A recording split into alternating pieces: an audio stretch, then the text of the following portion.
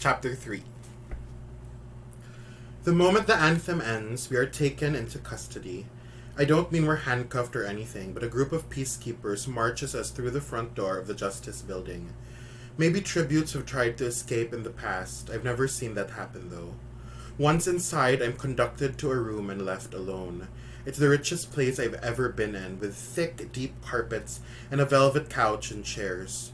I know velvet because my mother has a dress with a collar made of the stuff. When I sit on the couch, I can't help running my fingers over the fabric repeatedly. It helps to calm me as I try to prepare for the next hour. The time allotted for the tributes to say goodbye to their loved ones. I cannot afford to get upset. So we go from the reaping to this scene where the tributes will then say goodbye to their loved ones. So it's just one emotional thing, no? And so far, guys, it's all been one day. It started with Katniss waking up, and it's still that same day. She woke up, she went hunting with Gale, and then they went to the reaping. She got chosen, Pita Miller got chosen, and then now she's gonna say goodbye to her loved ones. Okay, so, oh man, it's a crazy day. The time allotted for the tributes to say goodbye to their loved ones. I cannot afford to get upset, to leave this room with puffy eyes and a red nose. Crying is not an option. There will be more cameras at the train station.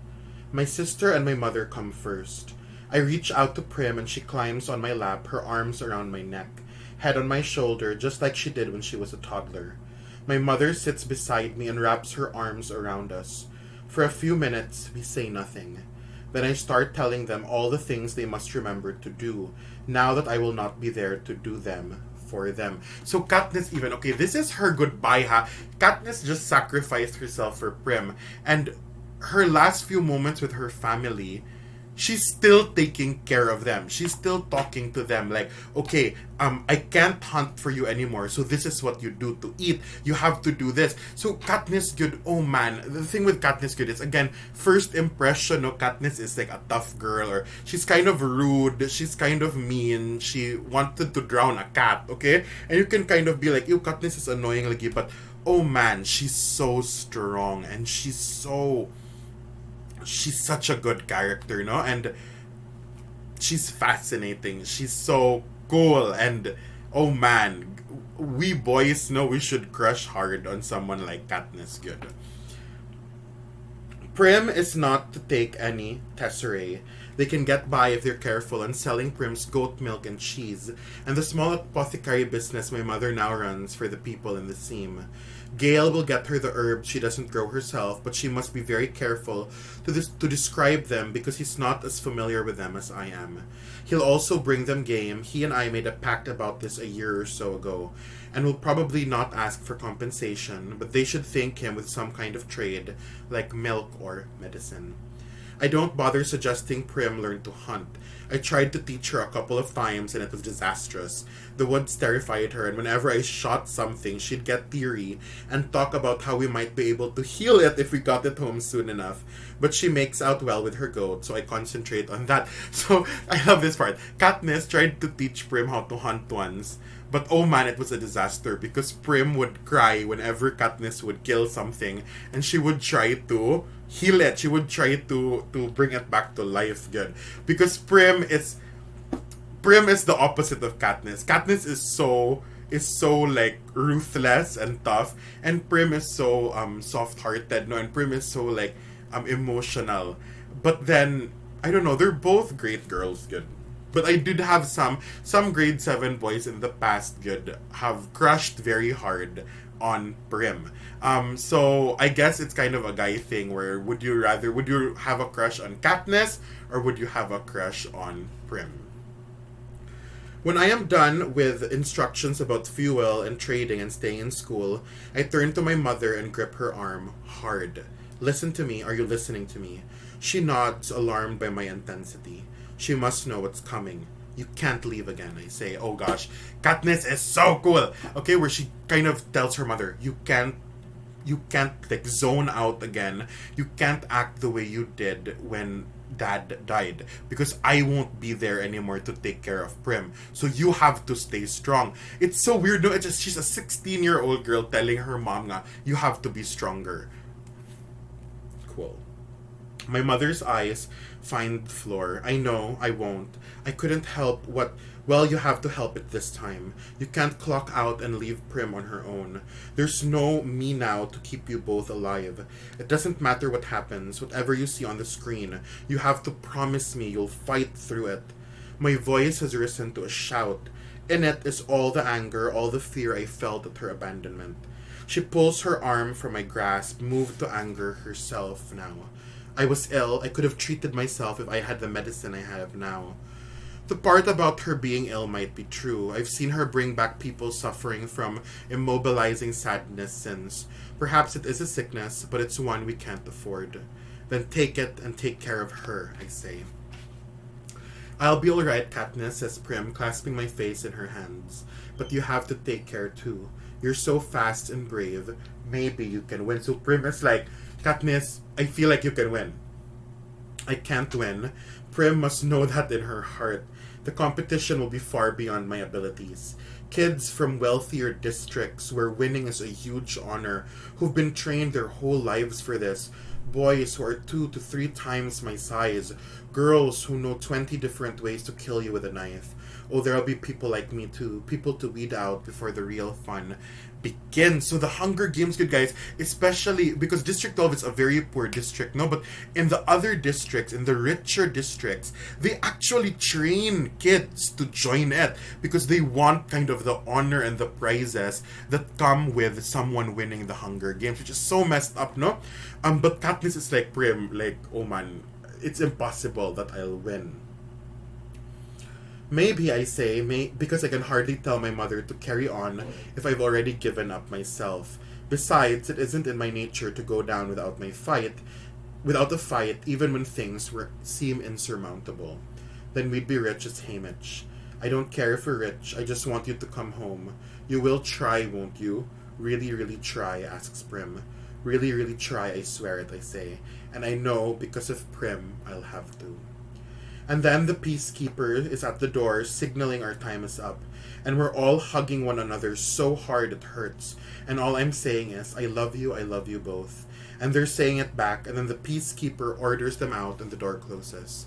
I bury my head in one of the velvet pillows, as if this can block the whole thing out. Someone else enters the room, and when I look up, I'm surprised to see it's the baker, Pita Millark's father. So another person comes in, and it's the dad of Pita, the baker, okay? I can't believe he's come to visit me. After all, I'll be trying to kill his son soon. But we do know each other a bit, and he knows Prim even better. When she sells her goat cheeses at the hob, she puts 2 of them aside for him, and he gives her a generous amount of bread in return. We always wait to trade with him when his witch of a wife isn't around because he's so much nicer. I feel certain he would never have hit his son the way she did over the burned bread. But why has he come to see me? The baker sits awkwardly on the edge of one of the plush chairs. He's a big, broad-shouldered man with burn scars from years at the oven. He must have just said goodbye to his son. He pulls a white paper package from his jacket pocket and holds it out to me. I open it and find cookies. Oh shoot, now I want cookies. Pita's dad Pagyud gave her cookies. These are a luxury we can never afford. Thank you, I say. The baker's not a very talkative man, and in the best of times, and today he has no words at all. I had some of your bread this morning. My friend Gail gave you a squirrel for it. He nods as if remembering the squirrel. Not your best trade, I say. He shrugs as if it couldn't possibly matter. Then I can't think of anything else, so we sit in silence until a peacemaker summons him. He rises and coughs to clear his throat. I'll keep an eye on the little girl, make sure she's eating. I feel some of the pressure in my chest lighten at his words. People deal with me, but they are genuinely fond of Prim. Maybe there will be enough fondness to keep her alive. My next guest is also unexpected. Madge is the daughter of the mayor. Madge walks straight to me. She is not weepy or evasive. Instead, there's an urgency about her tone that surprises me. They let you wear one thing from your district in the arena. One thing to remind you of home. Will you wear this? She holds out the circular gold pin that was on her dress earlier. I hadn't paid much attention to it before, but now I see it's a small bird in flight. Like this. It's the pin like this. Circular pin with a bird flying. And Madge said, you're allowed to wear one thing in the arena from your district, and will you wear this to represent District 12? Your pin, I say. Wearing a token from my district is about the last thing on my mind. Here, I'll put it on your dress, alright? Madge doesn't wait for an answer. She just leans in and fixes the bird to my dress. Promise you'll wear it into the arena, Katniss, she asks. Promise? Yes, I say. Cookies, a pin. I'm getting all kinds of gifts today. Madge gives me one more, a kiss on the cheek. Then she's gone, and I'm left thinking that maybe Madge really has been my friend all along. That's so weird, no? She only realizes now, okay, that's what a friend is. Madge must have been my friend when they're saying goodbye now. Finally, Gale is here, and maybe there is nothing romantic between us, but when he opens his arms, I don't hesitate to go into them. His body is familiar to me. The way it moves, the smell of wood smoke, even the sound of his heart beating, I know from quiet moments on a hunt. But this is the first time I really feel it, lean and hard-muscled against my own. So they hug, and she's like, I remember, like, I know this sound. I know Gale so well, and I even know the sound of his heartbeat. She didn't realize that she knew the sound of his heartbeat, but in hunting you have to be quiet, and so she actually knows what his heartbeat sounded like even before they hug, no? Listen, he says, getting a knife should be pretty easy, but you've got to get your hands on a bow. That's your best chance. They don't always have bows, I say, thinking of the year there were only horrible spiked maces that the tributes had to bludgeon one another to death with. Then make one, says Gale. Even a weak bow is better than no bow at all. I have tried copying my father's bows with poor results. It's not that easy. Even he had to scrap his own work sometimes. I don't even know if there'll be wood, I say. Another year, they tossed everybody into a landscape of nothing but boulders and sand and scruffy bushes. I particularly hated that year.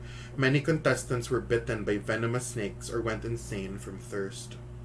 There's almost always some wood, Gale says. Since that year, half of them died of cold. Not much entertainment in that. Okay, so we're saying goodbye, no? And at the same time, we're getting kind of like these quick recaps of past Hunger Games, no? And it's really showing us how horrible the Hunger Games, how horrible they are, good. They're violent. I mean, these are cruel things, you know, where, I mean, they would put weapons, like violent weapons, and they would put them in awful terrains, no, and they would force people to watch these young people die, okay, and they would pretend it's entertainment, alright, and so that's the thing with Hunger Games, guys, and something I want you to remember, no, reading it forward. When there are deaths in this book, when someone like hits someone with a weapon, the point of the author is to show us that isn't entertaining. Okay, and sometimes I think we can forget that when we watch a lot of action movies, or when we watch a lot of fighting movies, or even when we play video games where we shoot at each other, sometimes we can really take delight in violence, okay? We're like, yes, I shot him, or yes, I hit him, or when you're watching it and, I don't know, someone dies and you're like, oh, it feels good. Suzanne Collins is calling us out on that, where why do we enjoy stuff like that? Should we enjoy stuff like that? If you really think about it, it's horrible. It's horrible. Why would we take delight or have fun watching things like that, okay? And a lot of people say the Hunger Games, it promotes violence. They say, oh, the Hunger Games, it's about kids killing each other, and it's violent, and it's bad, and, you know, we shouldn't read it, we should burn this book. But that's not true. Suzanne Collins is actually telling us that, no, violence is awful, and it should make us want to turn away, and we should want to do something about it. We shouldn't delight in it, okay? And I think even these quick recaps, they're reminders of that, where, oh my, it's horrible, and it's very messed up that the Capitol is trying to say that it's entertaining. Okay? It's true, we spent one Hunger Games watching the players freeze to death at night. You could hardly see them because they were just huddled in balls and had no wood for fires or torches or anything. It was considered very anticlimactic in the capital, all those quiet, bloodless deaths. Since then, there's usually been wood to make fires. Yes, there's usually some, I say. Katniss, it's just hunting. You're the best hunter I know, says Gale. It's not just hunting, they're armed, they think, I say. So do you, and you've had more practice. Real practice, he says. You know how to kill. Not people, I say. How different can it be, really, says Gale. The awful thing is that if I can forget they're people, it will be no different at all. So Katniss is like, Gale is like, just, it's okay, you can survive. Just kill them. And Katniss is like, Gale, what are you saying, okay? Where you're like, what do you mean just kill them? They're people, they're different. It's not like we're hunting animals, alright? But Gale is like, no, you have to survive. You have to do whatever it takes to survive. Oh man. The peacekeepers are back too soon and Gale asks for more time, but they're taking him away and I start to panic. Don't let them starve, I cry out, clinging to his hand. I won't, you know I won't. Katniss, remember he says, and they yank us apart and slam the door, and I'll never know what it was he wanted me to remember. It's a short ride from the Justice Building to the train station. I've never been in a car before, rarely even ridden in wagons. In the seam we travel on foot. I've been right not to cry. The station is swarming with reporters with their insect-like cameras trained directly on my face. But I've had a lot of practice at wiping my face clean of emotions, and I do this now. I catch a glimpse of myself on the television screen on the wall that's airing my arrival live, and feel gratified that I appear almost bored. Peeta Mellark, on the other hand, has obviously been crying, and interestingly enough, does not seem to be trying to cover it up. I immediately wonder if this will be his strategy in the games. To appear weak and frightened, to reassure the other tributes that he is no competition at all, and then come out fighting. This worked very well for a girl, Joanna Mason, from District 7 a few years back. She seemed like such a sniveling, cowardly fool that no one bothered about her until there were only a handful of contestants left. It turned out she could kill viciously. Pretty clever the way she played it. But this seems an odd strategy for Peeta Mellark because he's a baker's son. All those years of having enough to eat and hauling bread trays around have made him broad-shouldered and strong. It will take an awful lot of weeping to convince anyone to overlook him. So, Peeta, it's clear he was crying, and Katniss is like, why is he making it obvious that he cried? Maybe he wants people to think that he's weak so that he can get the upper hand over them. Because a past winner of the Hunger Games, that's how she won. She pretended to be weak, but actually she was very strong, and so she tricked her competitors and she won. However, she said Peeta, he's strong, dude. It's clear because Peeta, he grew up as a baker's son, no, which means he's not skinny and weak, okay? He's kanang macho, alright? He's broad-shouldered and he looks strong, good ba? And so Katniss is like, what is Peeta trying to do? He looks so strong. Why is he vulnerable enough to show people that he cried? And the thing about the Hunger Games is it's televised, manggod, okay? So everyone is watching them. They're like celebrities already. And Katniss can't figure Peeta out. We have to stand for a few minutes in the doorway of the train while the cameras gobble up our images. Then we're allowed inside and the doors close mercifully behind us. The train begins to move at once. The speed initially takes my breath away. Of course, I've never been on a train as travel between the districts is forbidden except for officially sanctioned duties. For us, that's mainly transporting coal. But this is no ordinary coal train. It's one of the high-speed capital models that average 250 miles per hour. Our journey to the capital will take less than a day. In school, they tell us the capital was built in a place once called the Rockies. District 12 was in a region known as Appalachia. Even hundreds of years ago, they mined coal here, which is why our miners have to dig so deep. Somehow it all comes back to coal at school. Besides basic reading and math, most of our instruction is coal related, except for the weekly lecture on the history of Pan Am. It's mostly a lot of blather about what we owe the capital. I know there must be more than they're telling us, an actual account of what happened during the rebellion, but I don't spend much time thinking about it. Whatever the truth is, I don't see how it will help me get food on the table. The tribute train is fancier than even the room in the Justice Building. We are each given our own chambers that have a bedroom, a dressing area, and a private bathroom with hot and cold running water. We don't have hot water at home unless we boil it. There are drawers filled with fine clothes, and Effie Trinket tells me to do anything I want, wear anything I want. Everything is at my disposal. Just be ready for supper in an hour. I peel off my mother's blue dress and take a hot shower. I've never had a shower before. It's like being in a summer rain, only warmer. I dress in a dark green shirt and pants. At the last minute, I remember Madge's little gold pin. For the first time, I get a good look at it. It's as if someone fashioned a small golden bird and then attached a ring around it. The bird is connected to the ring only by its wingtips.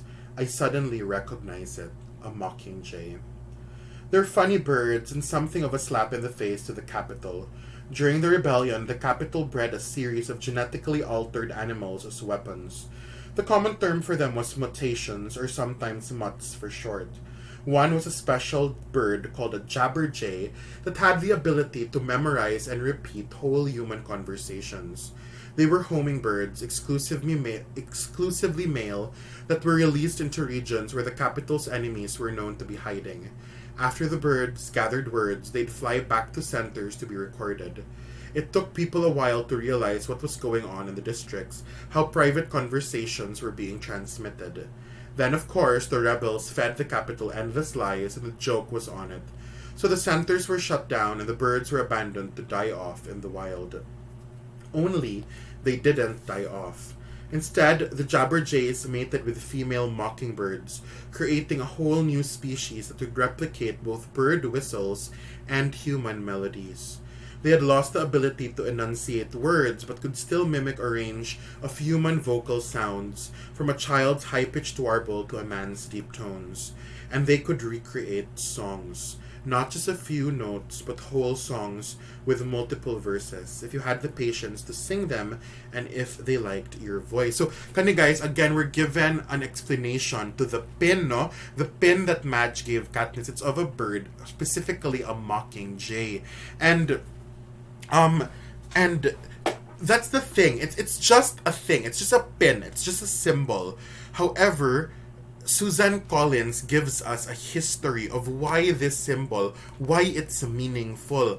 And the reason for it is because the capital actually created a bird, a weapon, where it could spy on the districts and it could repeat whole conversations. However, when the districts found out, guys, about these birds, they then would start giving the capital false information, no? And so the capital kind of got rid of all of the jabberjays, but the jabberjays then mated with another bird called the mockingbirds, okay? And it created a new kind of bird called the mockingjay. And the mockingjays, they can't do what jabberjays did, no? They can't repeat human words, but they can repeat music, okay? So if you sing a song to a mockingjay, it can repeat the melody of the song, and it will fly away, and then it will sing it to another mockingjay, and the mockingjay will sing it somewhere else, and the mockingjays will all sing together. So it's a beautiful story, you know, about how the districts took a weapon of the capital and were able to create something beautiful out of it with the mockingjay. And so the pin, it's not just an object, it's not just a gold thing, it's not just something that's pretty, it has a story, it has a meaning behind it. Good. And that's what stories do, good guys. Stories add beauty and meaning to objects that would just, otherwise it's just like, it's just a pin. It doesn't mean anything. It's just a picture. It doesn't mean anything. But because of the story behind it, there is more beauty to it. And it has meaning. And it has power because of that story. And that's what's so cool about Lit. That's why Lit is Lit. Okay?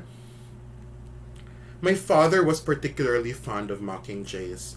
When we went hunting, he would whistle or sing complicated songs to them, and after a polite pause, they'd always sing back. Not everyone is treated with such respect. But whenever my father sang, all the birds in the area would fall silent and listen. His voice was that beautiful, high and clear, and so filled with life, it made you want to laugh and cry at the same time. I could never bring myself to continue the practice after he was gone. Still, there's something comforting about the little bird. It's like having a piece of my father with me, protecting me. I fastened the pin onto my shirt, and with dark green fabric as a background, I can almost imagine the mockingjay flying through the trees. Effie Trinket comes to collect me for supper. I follow her through the narrow, rocking corridor into a dining room with polished paneled walls. There's a table where all the dishes are highly breakable.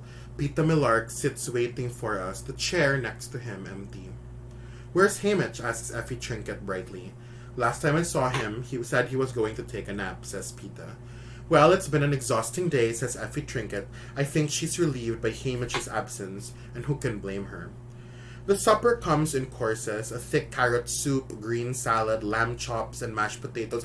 I told you this book would have a lot of food in it. And I told you it would make you hungry. And now we have another scene with food, okay? The supper comes in courses: a thick carrot soup, green salad, lamb chops, and mashed potatoes, cheese and fruit, a chocolate cake. Throughout the meal, Effie Trinket keeps reminding us to save space because there's more to come. But I'm stuffing myself because I've never had food like this. So good and so much. And because probably the best thing I can do between now and the games is put on a few pounds. "At least you two have decent manners," says Effie as we're finishing the main course. "The pair last year ate everything with their hands like a couple of savages. It completely upset my digestion." The pair last year were two kids from the seam who'd never, not one day of their lives, had enough to eat. And when they did have food, table manners were surely the last thing on their minds. Pita's a baker's son. My mother taught Prim and me to eat properly, so yes, I can handle a fork and knife. But I hate Effie Trinket's comments so much, I make a point of eating the rest of my meal with my fingers. Then I wipe my hands on the tablecloth. This makes her purse her lips tightly together. I love... Katniss is so cool. She's like, they were eating, and then Effie was like, Effie is the capital girl, no Joker, the one who looks like Joker. And she was like, "Oh my, I'm so happy you guys have table manners because last year the tributes like were eating with their bare hands, okay?" Like she was being a snob about it. And Katniss was like, "Yeah, because we're starving in District 12. Like who cares about table manners?" And so she got so mad at Effie for saying that she continues eating with her hands. And like, you know, she's being so savage, and Effie's like, "Oh wow." Now that the meal's over, I'm fighting to keep the food down. I can see Pita's looking a little green too. Neither of our stomachs is used to such rich fare. But if I can hold down Greasy Say's concoction of mice meat, pig entrails, and tree bark, a winter specialty, I'm determined to hang on to this. We go to another compartment to watch the recap of the reapings across Pan Am. They tried to stagger them throughout the day so a person could conceivably watch the whole thing live. But only people in the capital could really do that, since none of them have to attend reapings themselves. One by one, we see the other reapings, the names called, the volunteers stepping forward, or, more often not, we examine the faces of the kids who will be our competition. A few stand out in my mind. A monstrous boy who lunges forward to volunteer from District 2, a fox-faced girl with sleek red hair from District 5, a boy with a crippled foot from District 10, and most hauntingly, a 12-year-old girl from District 11. She has dark brown skin and eyes, but other than that, she's very like Prim in size and demeanor. Only when she mounts the stage and they ask for volunteers, all you can hear is the wind whistling through the decrepit buildings around her. There's no one willing to take her place. Last of all, they show District 12. Prim being called, me running forward to volunteer. You can't miss the desperation in my voice as I shove Prim behind me, as if I'm afraid no one will hear and they'll take Prim away. But of course, they do hear. I see Gail pulling her off me and watch myself mount the stage. The commentators are not sure what to say about the crowd's refusal to applaud, the silent salute. One says that District 12 has always been a bit backward, but that local customs can be charming. As if on cue, Haymitch falls off the stage and they groan comically. Pita's name is drawn and he quietly takes his place. We shake hands. They cut to the anthem again and the program ends.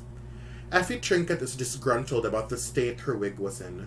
Your mentor has a lot to learn about presentation, a lot about televised behavior.